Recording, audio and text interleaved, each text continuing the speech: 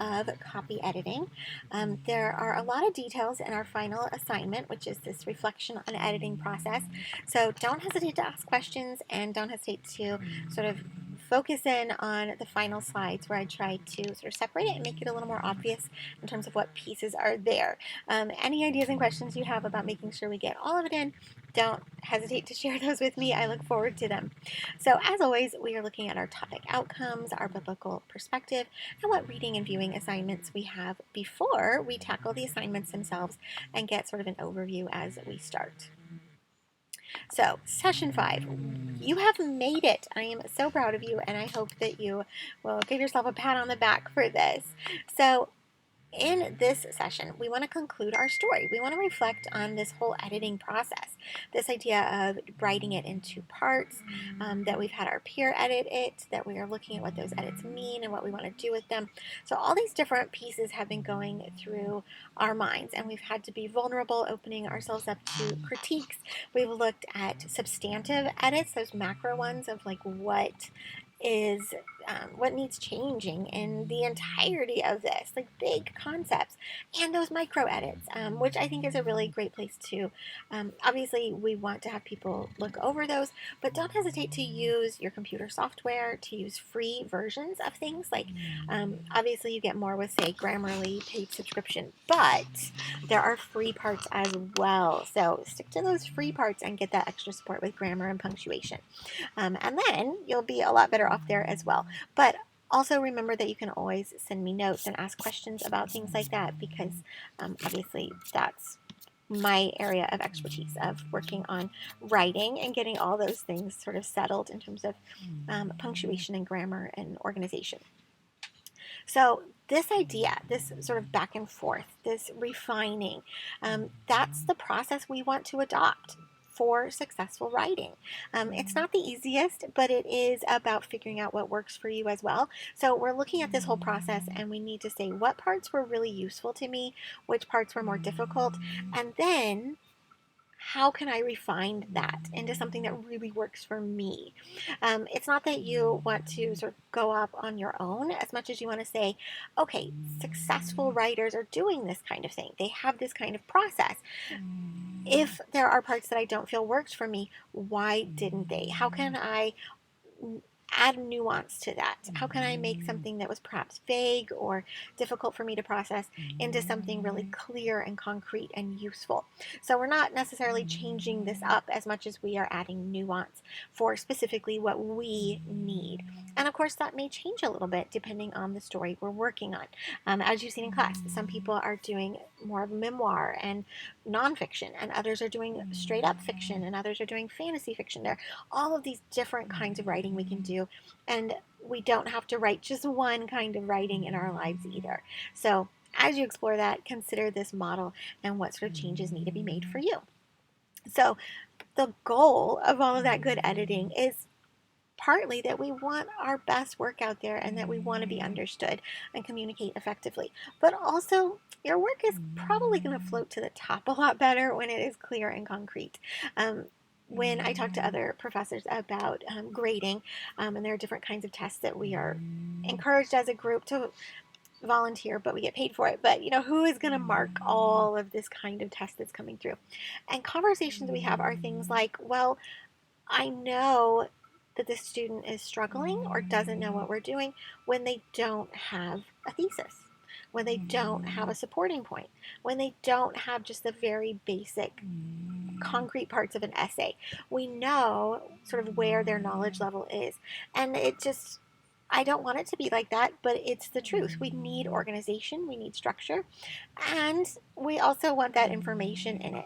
So when these editors pick up a story and they already see that it's just sort of a mess in terms of organization and structure and grammar, they're not going to wade through that to find you, which is heartbreaking, because I'm sure there are many people who have incredible stories and they just haven't learned those lessons yet. So what we're doing here is we're reviewing the necessity of edits. We're recognizing what makes improvements. In fact, I'm having a wonderful conversation right now that I find so fascinating because what the student originally wrote, I was really in love with this certain section. And then the student edited that a little bit. And then there were suggested edits by a peer edit. And so it's not looking the same anymore. And I like parts of that, but I'm also like, go back to where we began. Because, and I'm like, well, how do I help that? How do I encourage that? How do we find between the personal and peer edits that core concept that I fell in love with the first time I read that particular scene in that story. And if I'm having all of these questions on how we figure that out, how much more so are you? But that's exciting. Those are exciting questions because we've caught something. We've caught that bit of beauty in storytelling. And we want to make these great plans for the future. We want to talk about perseverance because things like grammar, punctuation, forcing ourselves through the editing process, these are things that are about determination and perseverance. You're getting there. You will always be on that road, but that road will get easier at times. I feel like right now we're on the gravel road. We haven't gotten to the pavement yet, but you're going to get there. You're going to get to the pavement. You're going to get to the highway that is newly paved and tarmacked or whatever they call all that, and you're going to be going fast before you know it. But there are going to be gravel roads and hiking trails along the way as well. And we want to reflect on these biblical ideas that we've been exposed to explore and make connections with, and what we're learning from courses like this. So, what is that biblical perspective? We have our verses from Proverbs. The Lord detests dishonest scales, but accurate weights find favor with him. When pride comes, then comes disgrace, but with humility comes wisdom. A student recently gave great advice like that of, stay humble, reach for those moments of correction and grow from them. And that's hard. And that's why it's good advice, because we all need it. We need that reminder. So the crucial skill of editing can sometimes seem unnecessary or troublesome, or people are just sort of pricking our ego. It feels sometimes like we're being sort of attacked. But remember, this isn't just our craft. Pride isn't going to further our writing. We need to be honest and humble. We need to connect with those critiques. We often think of critique and critical as negative words, but when we're looking at literature, when we talk about a critical analysis, what that means is that we ask hard questions. It doesn't mean we are negative or pessimistic or mean or bitter. We are full of grace. We are excited. We want to know, we want to process, and we want to get to the best possible communication. And that's where we have our critique. And it's not easy, obviously. It's part of that struggle of growth. But we want to keep working on it. And our great questions for today are, how can you learn to be humble in that editing and process and criticisms that you're going to receive in your writing? How can you find the Lord in the work of editing? So good things to always consider, because they're going to be different along that path.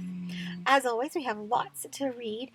This time we're focusing on Stein alone, so that's kind of nice. We're down to one book. We have one final optional chapter, and then we have, of course, our required ones. But hopefully Stein is someone you'll sort of ponder as you go forward as well. And finally, our viewing assignments. We have 4 of those. We have the Q&A and lots of great details here. So I hope you'll explore all of those and really think about what you're getting out of them. So assignments, we just have 2. We're in our discussion talking about confidence. I'm always really excited for discussions in this class because you all bring so much to the table. Oops, and I did not finish editing that one. There we go. So I'm excited to see what you have to say. And then, of course, reflecting on the editing process. It's going to be a little bit big, a little unwieldy, but we're going to talk about how we get there. And of course, it's got more points. So, discussion. Thinking of your editing experience in this course and what Jenkins and Stein have to say about writing through a revision, how do you plan to regroup, regain your confidence, and persevere in the face of editorial critique? Explain which of the 5 boosters Jenkins suggests that you will try to use. Propose your plans or steps to regain confidence after the editing stage. You may just give helpful ideas to your peers as well.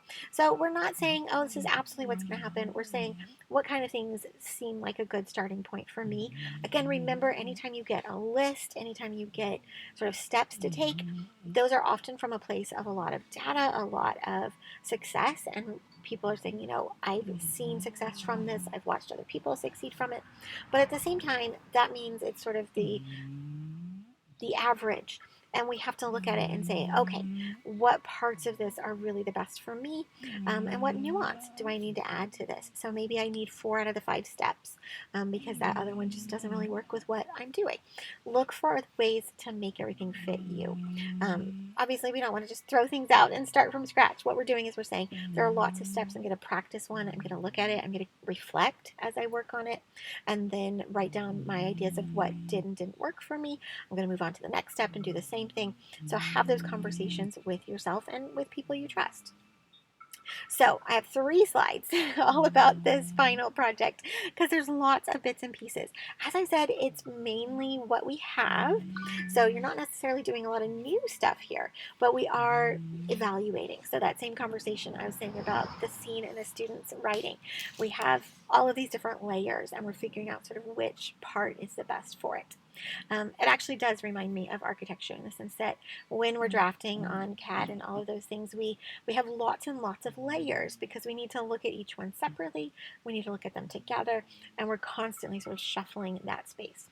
So here's our question. How has copy editing prepared you for future publishing? Strong writing is edited writing. And as Jenkins says, all writing is rewriting. So true. That should be like, I don't know, on our mirror as a motivator. It's 100% there. In this final assignment, we're going to consider the copy editing practice as a whole. So we're going to think specifically on the editing process your story has gone through. This assignment includes each version of your story, original, peer edited, self-edited. And for every version, you're going to share at least half a page reflection on that experience and how that editing improved the story. And obviously, we're looking at the positives, but I also want you to think about sort of changes that you made that you're sort of on the fence about or that you're not really sure about. So the total reflection is about 2 to 3 pages total, but the work itself will be probably 20 pages or something like that because we're putting the whole story and the edits and all this kind of stuff in there. Actually, in thinking about that, it's probably more like 30. So it's going to be big, but what you yourself are writing is much smaller, and we're going to use headers for that.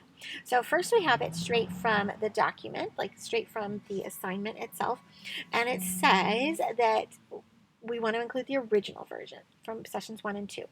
Then we want our half-page reflection.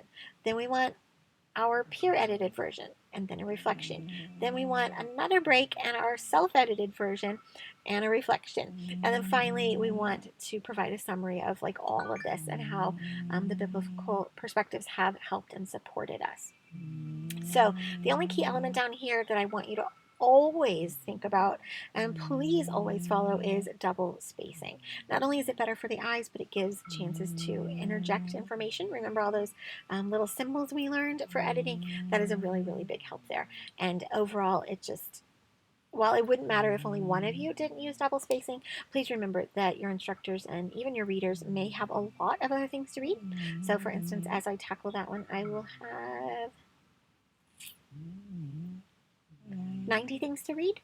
Okay, well, 90 times 3. So I'll have a lot to read, and if you don't double space it, my eyes get swimmy. Okay, so what I did with that list, so you can see it was a lot bigger here, I narrowed it down to sort of piece, piece, piece. So original version, half a page of reflection. Give me that page break. Give the version from session 3, and then a reflection and a page break. So this is one of those times when you really do want to use headers. You want to separate each section with those page breaks. If you need to work on any of that formatting stuff, please don't hesitate to give me a shout and to tell me what program you're working with. So I use Pages for Mac, but are you doing Microsoft Word? Are you doing Google Docs, any of those kinds of things, and I can help you find the information about that, and we can Zoom together as well. So each part of it, we're sharing it, and then we're talking about what that was. We're putting it all in one document so that I don't have to try to remember all of the pieces. I feel like I stand a better shot in this class than any of the others of remembering because I've had so much fun with your work and getting to connect with you. But we just want it all in one place. And as always, think about keeping assignments somewhere in a folder or something because it is wonderful to look back and see your growth. So for instance, when I look at, say, my master's work versus what I write now, it is sort of shocking, and you don't realize that day by day you are growing and learning. But my writing is absolutely not what it was 20 years ago, and that's exciting. So say these kinds of things because you're going to keep growing, and in a year, 5 years, 10 years, it's a really wonderful thing to consider who you were at that particular time. Okay, so head out there into session 5. We just have the 2 assignments to do, but a fair amount of reading. And if you have any issues trying to create this, I also thought about making a template to help everyone out, so I will post that in the student lounge. But however you want to tackle it, go for it. I know you're going to do great, and I can't wait to explore your edits with you.